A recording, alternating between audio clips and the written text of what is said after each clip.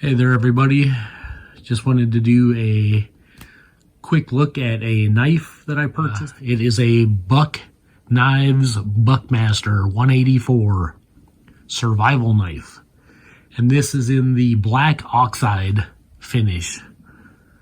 You can see I added some of my own paracord on there. It says Buck.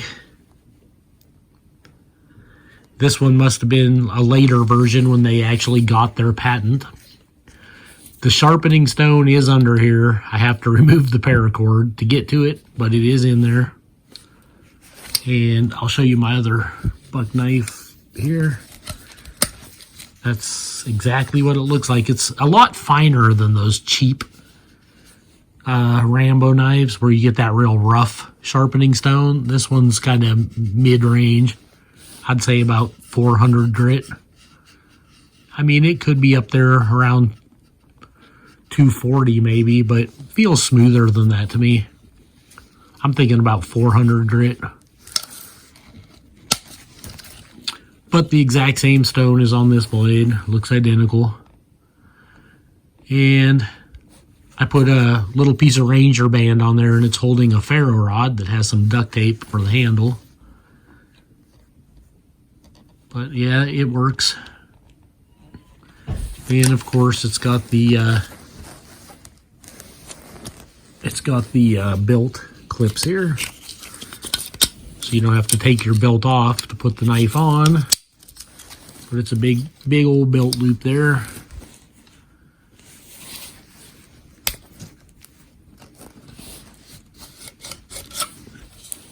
That's how that looks inside. It's got pretty decent retention even without the strap, but the strap's just that little bit extra.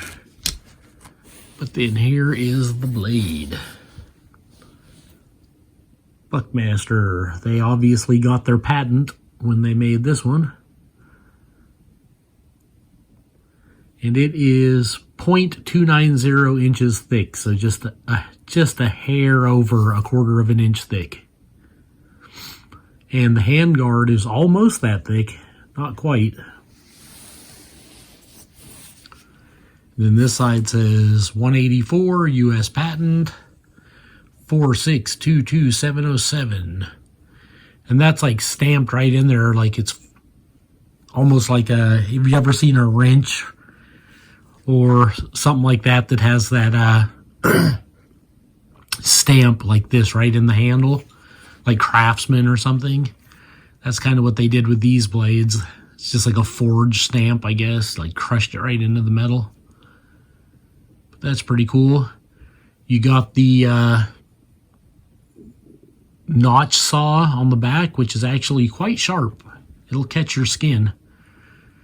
And I've heard you could use this to break chain link fence wire too, like if you needed to cut through any type of fencing or something to like break into or break out of a bad situation maybe. I don't know what those little black marks are. It just must be from use, whoever owned it before me, because I picked this up used. But it has the serrated edge up at the tip here, which is used for cutting rope or paracord or anything like that. It's a clip point kind of buoy style hollow grind blade.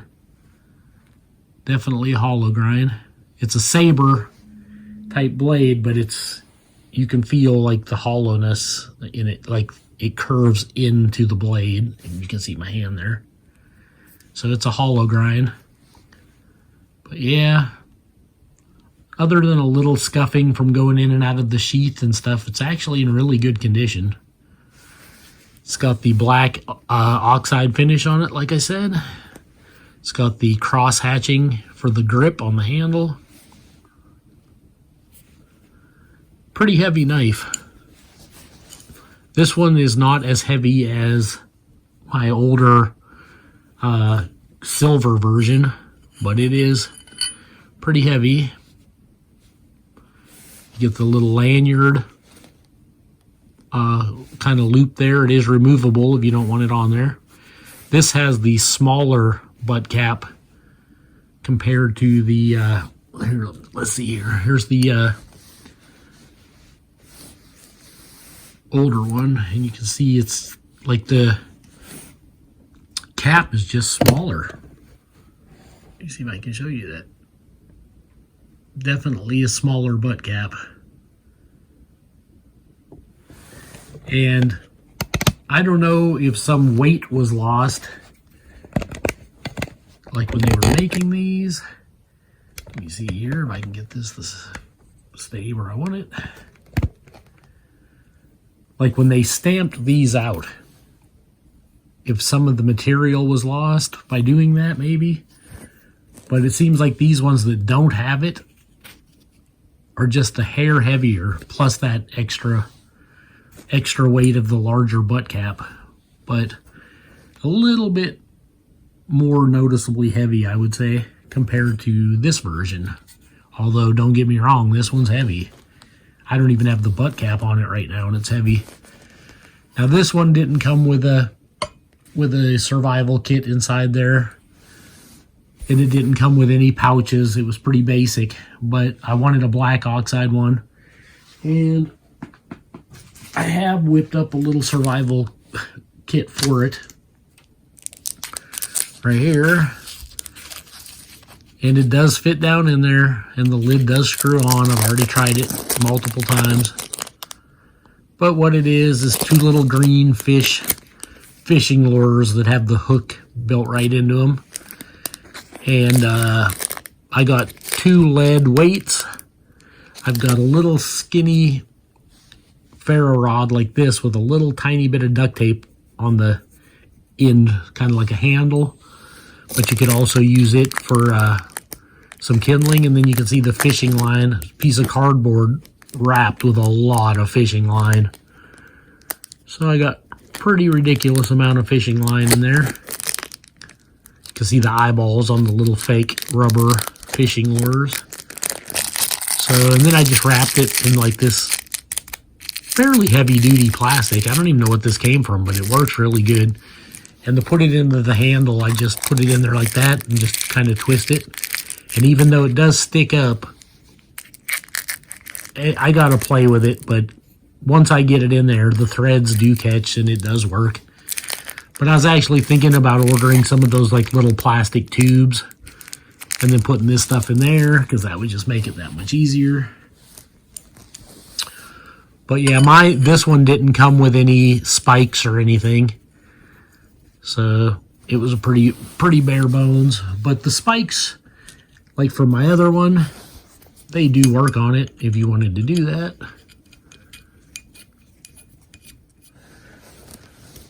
Alright, you can throw the spikes on there from a different one if you want. And these are meant to be, like you put your line or your rope to this lanyard hole right here.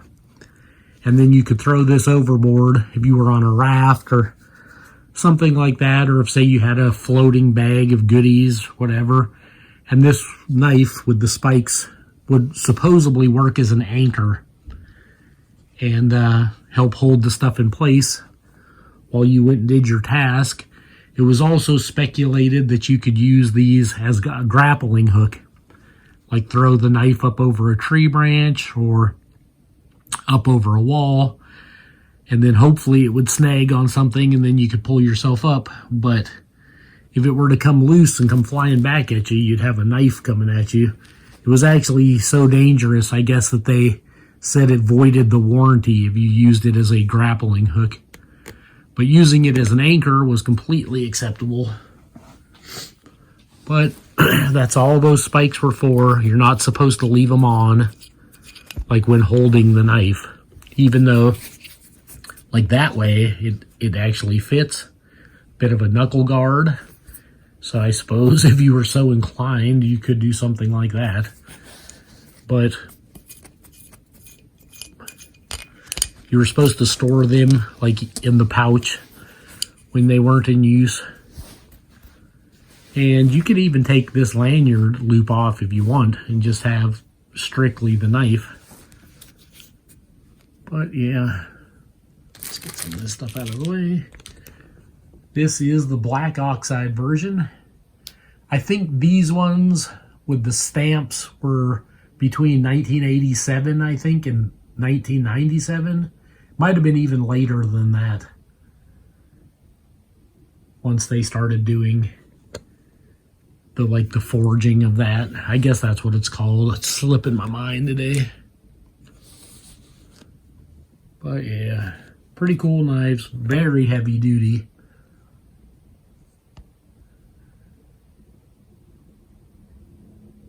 If hollow-handled survival knives are something that you really like, you could do a lot worse than a Buckmaster.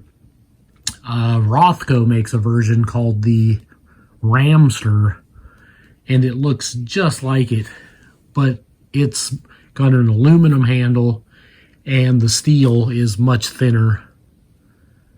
These are actually just over 1/4 of an inch thick, so it's pretty heavy duty. And the handle itself is steel also. Stainless steel. And so is the butt cap, because these were made for the Navy. I guess they ultimately got turned down, though, because they were just too heavy. Too heavy duty, too heavy weight.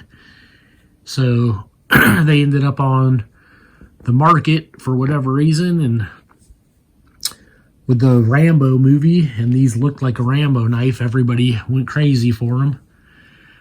What I was actually thinking about doing is ordering some green bank line, like a pretty thin version of it. And if you ever remember some of those old Rambo knives that were totally pieces of crap, other than just like a wall hanger, the handles of them were wrapped in green bank line, and I even seen them in black bank line a couple times.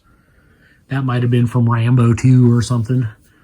But I might get the green because I like the look of the green, and I might wrap both of these handles in green nylon bank line, and then that'll give it a more comfortable grip. But you can use the bank line for fishing and all kinds of stuff, so any type of cordage you might need, so it'd be good to have it. But yeah, this video, that's my two Buckmaster knives. They're both pretty cool. You can see the butt cap is a lot thinner on that one compared to this one.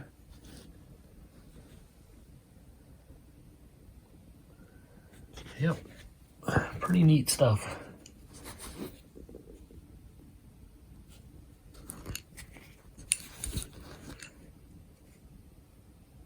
Seems like I waited way too long to get these.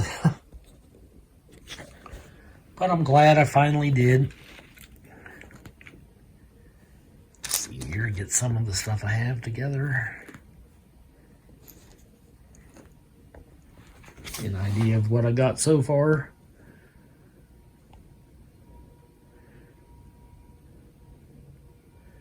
I'm pretty certain that I will never need or use these spikes for anything. So I don't know if I'll ever pick up any additional spikes for the black one, just because I can't see any point in spending the money on it. But who knows? I'll update you in the future if I do. Like I said, this one looked fairly beat up when I got it, but man, it shined up like a new penny. I cleaned that edge up, put a new edge on it, and all the scuffs and marks on the blade even seem to come off for the most part. I mean, it's pretty mint condition looking, you know. And this one, it has some scuffs in the black oxide, but I mean, that's to be expected.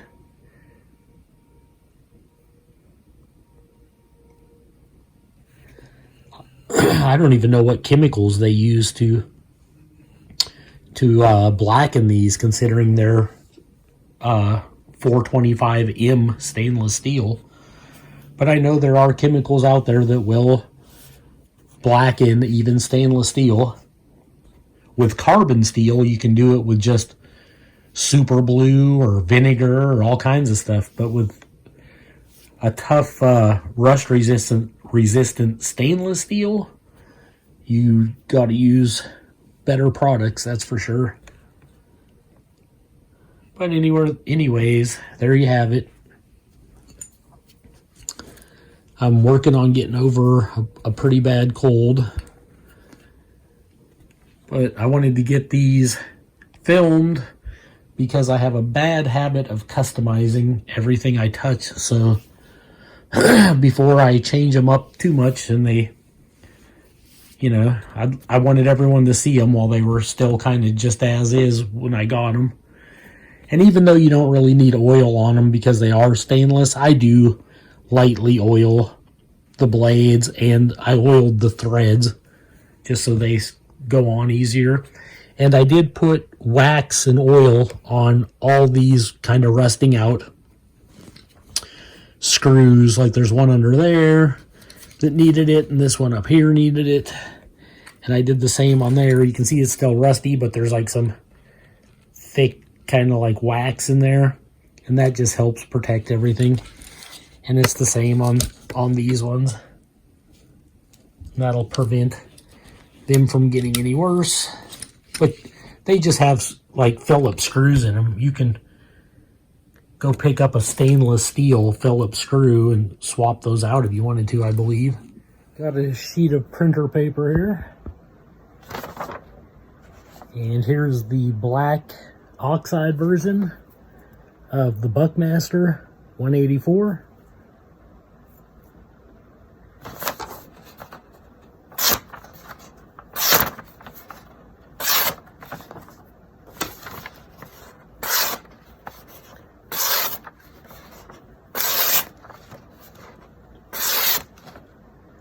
Not doing too bad. Had a lot of nicks in the blade when I got it. I've been working on the edge for a little while. It's definitely getting there. I can't see or feel any nicks now. But I think just a little bit more stropping and it should be pretty good. But yeah, that's going on way too long. That's all I got for these Buckmaster knives video. I hope you enjoyed this video. This is Joe Doomsday signing out. I don't think you understand. I didn't come here to rescue Rambo from you. I came here to rescue you from him. You don't seem to want to accept the fact that you're dealing with an expert in guerrilla warfare. With a man who's the best. With guns, with knives, with his bare hands. A man who's been trained to ignore pain. Ignore weather. To live off the land.